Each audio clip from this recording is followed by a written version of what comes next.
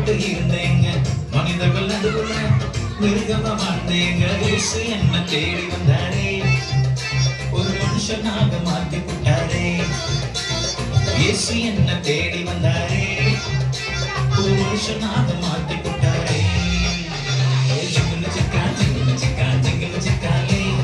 ஜிங்குனு சிக்கா ஜிங்குனு சிக்கா ஜிங்குனு சிக்காலே ஜிங்குனு சிக்கா ஜிங்குனு சிக்கா ஜிங்குனு சிக்காலே ஜிங்குனு சிக்கா ஜிங்குனு சிக்கா ஜிங்குனு சிக்காலே